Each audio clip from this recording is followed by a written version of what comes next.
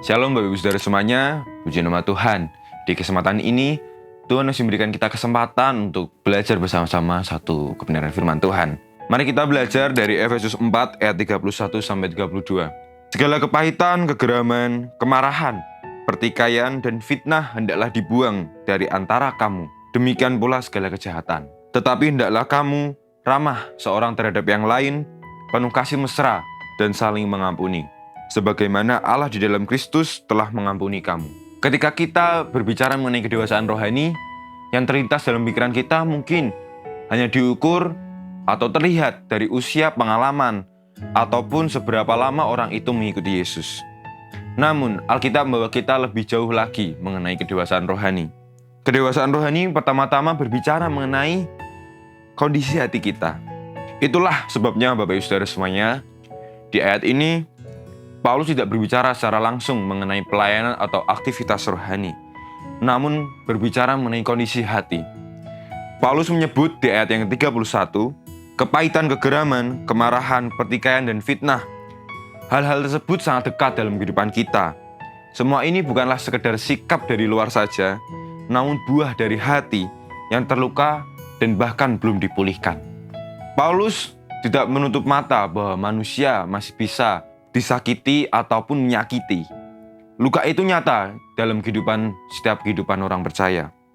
Rasa marah dan kecewa pun itu adalah hal yang nyata yang sering kita alami dalam kehidupan kita. Namun firman Tuhan mengingatkan bahwa luka yang dibiarkan akan tumbuh menjadi kepahitan dalam kehidupan kita. Dan kepahitan jika tidak dibuang, hal itu perlahan-lahan akan menguasai hati dan mengubah cara hidup kita hari demi hari. Karena itu, Paulus dengan tegas mengatakan bahwa semua itu harus dibuang. Bukan disimpan, bukan dipelihara, dan bahkan bukan untuk dihidupin dalam kehidupan kita. Bukan karena luka itu sepele Bapak Ibu Saudara, melainkan karena hati kita terlalu berharga untuk dikuasai oleh kepahitan tersebut. Paulus juga menunjukkan gambaran hati yang dewasa. Kita bisa melihat ayat 32a. Hendaklah kamu ramah seorang terhadap yang lain, penuh kasih mesra dan saling mengampuni.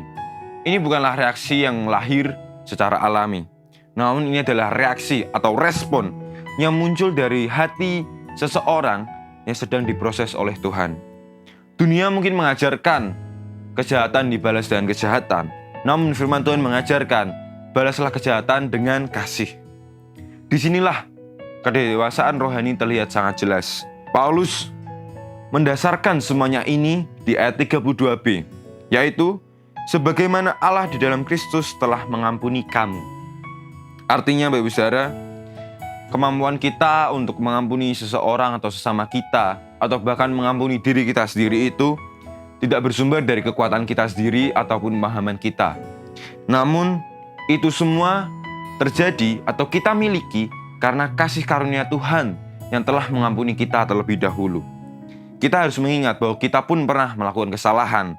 Namun Tuhan memilih kita untuk mengampuni diri kita dan memulihkan kehidupan kita. Maka dari itu Bapak Ibu Saudara, hati yang dewasa bukanlah hati yang tidak pernah terluka, tetapi hati yang tidak membiarkan luka itu menguasainya. Mungkin hari ini ada luka yang masih tersimpan dalam kehidupan kita, baik mungkin perkataan orang lain, keluarga kita, atau tindakan dari sesama kita yang mungkin masih terus-terusan kita ingat dalam kehidupan kita. Firman Tuhan tidak menyuruh kita untuk menyangkal mengenai rasa-rasa itu, rasa sakit yang kita alami.